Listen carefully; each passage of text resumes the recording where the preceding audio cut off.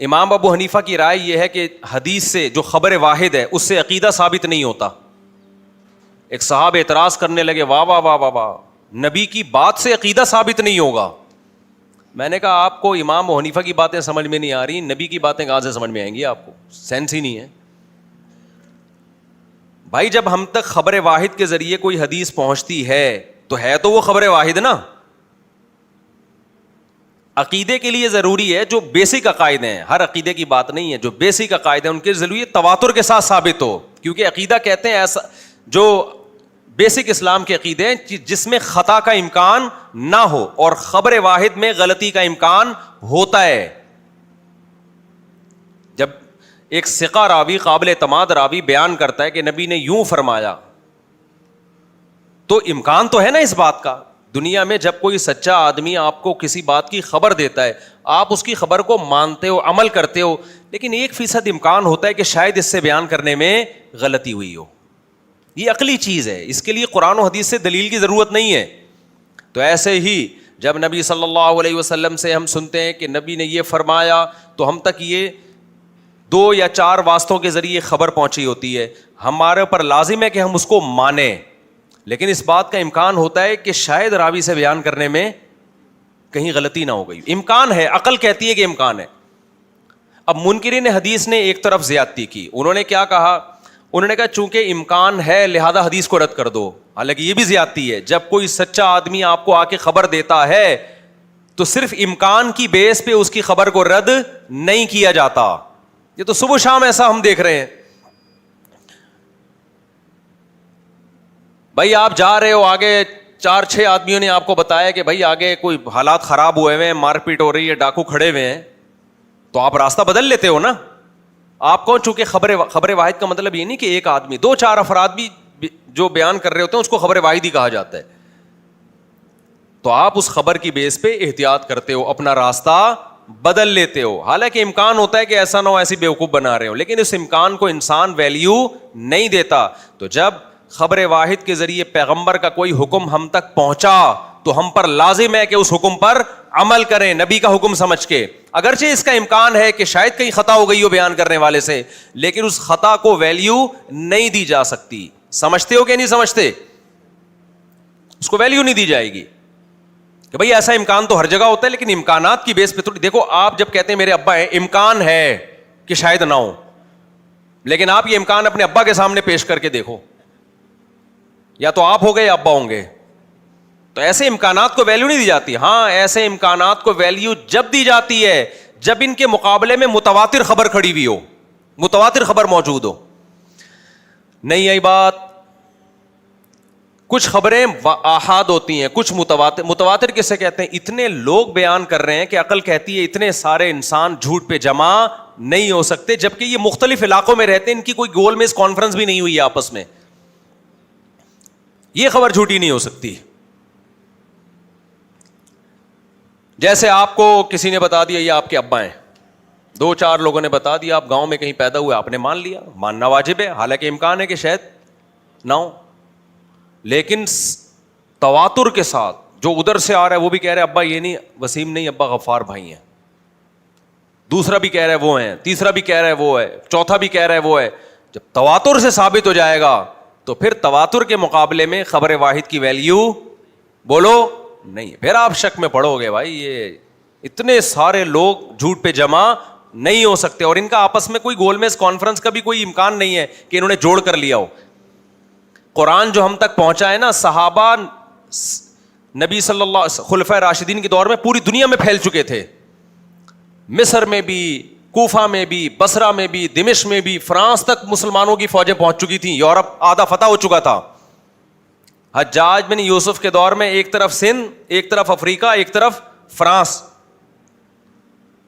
یہاں تک فوجیں پہنچ چکی. یہ جو اٹلی میں وینس ہے نا, وہ جو جزیروں کے اندر بنا ہوا ہے, یہ آج کی بات نہیں ہے, وہ اس دور میں بنو امیہ کے دور حکومت میں مسلمان فاتحین نے اٹلی کے لوگوں کو اٹلی سے, اطالیہ سے نکال دیا تھا, تو یہ لوگ جزیروں میں جا کے آباد ہوئے. ابھی بھی وہاں بورڈ رکھا ہوا ہے.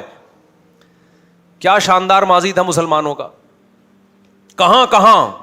اب آپ بتاؤ, ایک آدمی کوفہ میں بھی وہی حدیث بیان کر رہا ہے, کوفہ میں بھی وہی قرآن پڑھا جا رہا ہے, بصرہ میں بھی وہی قرآن پڑھا جا رہا ہے, دمشق میں بھی وہی قرآن پڑھا جا رہا ہے, آذربائیجان میں بھی وہی قرآن پڑھا جا رہا ہے, اور سندھ میں بھی وہی قرآن پڑھا جا رہا ہے. محمد بن قاسم ملتان تک پہنچ چکا تھا, ملتان میں بھی وہی قرآن.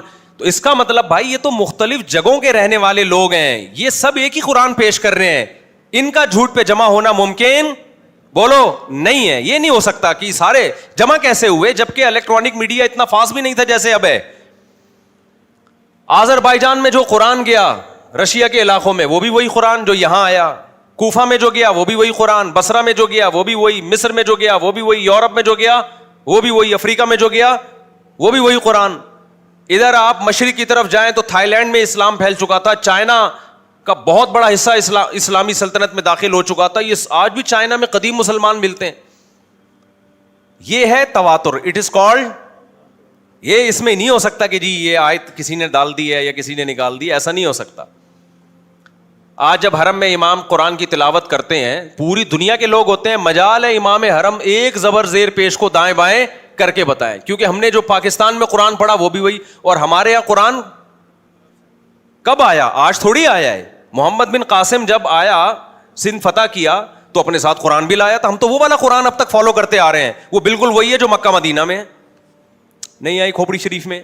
اگر چینج ہوتا تو جس دور میں چینج ہوتا اس دور میں آواز کھڑی ہوتی نا. 1400 سال میں ہمیں کوئی تاریخ میں ایک ثبوت نہیں ملتا کہ کسی علاقے میں قرآن کو چینج کیا گیا ہو اور کوئی پھڈا ہوا ہو. تو ظاہر ہے جب نہیں ہوا جھگڑا تو اس کا مطلب چینج ہی نہیں ہوا ہے.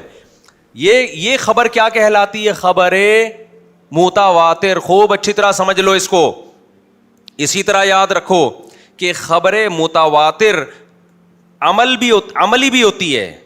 عملی کا مطلب سینہ بسینہ ایک دوسرے کو جو دیکھتے چلے آ رہے ہیں. حدیثوں کی کتابیں بعد میں مدون ہوئی ہیں. اسلام حدیث کی کتاب کے مدون ہونے سے پہلے آیا ہے. جب بخاری نہیں تھی, مسلم نہیں تھی, لوگ کیسے نماز پڑھتے تھے؟ سینہ بسینہ. بہت ساری چیزیں کیسے چلی آ رہی تھیں؟ سینہ بسینہ. تابعین نے صحابہ کو دیکھا, تبع تابعین نے تابعین کو دیکھا, پھر انہوں نے ان کو دیکھا, یہ تواتر کے ساتھ. اس تواتر کے مقابلے میں اگر کوئی خبر واحد آئے گی تو اس خبر واحد کو رد کر دیا جائے گا, تواتر کو رد نہیں کیا جائے گا. 20 رکعت تراویح تواتر سے ثابت ہے. جہاں بھی اس زمانے میں آپ حدیثیں اٹھا کے دیکھیں, مصنف ابن ابی شیبہ, مصنف عبدالرزاق کی, پوری دنیا میں 20 رکعت تراویح ہو رہی ہے. بہت زیادہ کہیں کم ہوئی تو 16 رکعتیں ملتی ہیں ہمیں, کہیں بھی 8 رکعت نہیں ملتی. میں ابھی تراویح کا ٹاپک نہیں لے کے بیٹھا, میرا مقصد تو ابھی متواتر, خبر متواتر کو سمجھانا ہے کہ خبر متواتر کیا ہوتی ہے. اب کوئی اسکالر اٹھ کے آئے اور بولے 8 رکعت تراویح ہوتی ہے فلاں حدیث میں, تو بھائی آپ حدیث کا یا تو مطلب غلط سمجھ رہے ہو یا وہ حدیث ضعیف ہے. اگر حدیث ضعیف نہیں ہے تو آپ وہ مفہوم نہیں ہے جو آپ بیان کر رہے ہو. ورنہ یہ ساری امت آذربائیجان میں بھی 20 پڑھ رہی ہے, مکہ میں بھی 20 پڑھ رہی تھی صدیوں سے, اور جناب یہ پوری امت کوفہ میں بھی 20 پڑھ رہی ہے. حالانکہ یہ سارے ایک جگہ جمع تھوڑی ہوئے ایک دوسرے سے سیکھنے کے لیے. اس کا مطلب حضرت عمر نے جب تراویح شروع کرائی تو سب جگہوں پہ جو خبریں پہنچی تھیں تعداد رکعات تراویح کی, وہ 20 کی پہنچی تھیں. اب آپ کہاں سے لے آئے بھائی؟ میں نے ایک دعویٰ کیا تھا کہ بہت سارے مسائل حدیث میں نہیں ہیں, لیکن آج کل کے اسکالرز جو تواتر سے ایک چیز چلی آ رہی ہے نا, اس کو خبر واحد کی بنیاد پہ چینج کر رہے ہیں. اور یہ کام تحریف کا تقریباً 100-150 سال سے شروع ہو چکا ہے. لوگ ہم سے پوچھتے ہیں نا کہ خواتین اور مردوں کی نماز میں فرق حدیث سے دکھاؤ. ہم کیا کہتے ہیں؟ تواتر عملی.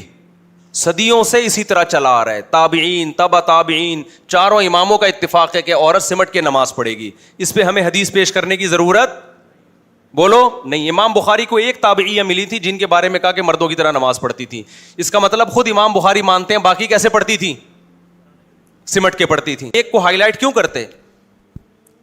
لیکن ہمارے یہاں اہل حدیث حضرات کیا کہتے ہیں؟ حدیث لاؤ, حدیث لاؤ. تو میں نے سوال کیا تھا پھر اہل حدیث حضرات سے, آپ بجائے ان کو اس بات کا جواب دینے کے الٹا ان سے سوال پوچھا کریں کہ ہر مسئلے پر اگر حدیث چاہیے, اس پر کوئی حدیث پیش کرو کہ عورت آہستہ لبیک کہے گی. ہمارے پاس کوئی حدیث اس پر نہیں. عبداللہ بن عمر کا ایک ضعیف قول ہے, وہ بھی ان کا اپنا قول ہے, حدیث نہیں ہے. اس پر کوئی حدیث پیش کرو کہ عورت صفا اور مروہ میں چلے گی, دوڑے گی نہیں. یہ تو تواتر سے ثابت ہے. اس پر کوئی حدیث پیش کرو کہ عورت رمل نہیں کرے گی. ہم چاہتے ہیں نا پہلے 3 چکروں میں سینہ ذرا کندھے اچکا کے 3 چکر لگاتے ہیں نا, حالانکہ اس پر کوئی حدیث نہیں ہے کہ عورت یہ کام نہیں کرے گی. اگر آپ کہتے ہیں نبی نے فرمایا کہ ایسے نماز پڑھو جیسے میں پڑھتا ہوں, تو نبی نے یہ بھی تو فرمایا ایسے حج کرو جیسے میں کرتا ہوں, تو نبی نے تو زور سے لبیک کہا ہے. نبی صلی اللہ علیہ وسلم نے تو پہنے تیل چکر میں رمل کیا ہے. نبی تو صفا اور مروہ پہ چلے ہیں, دوڑے ہیں, چلے نہیں. آپ عورتوں کو کیوں چلوا رہے ہو؟ ہمارے پاس کوئی دلیل نہیں ہے سوائے تواتر عملی کے.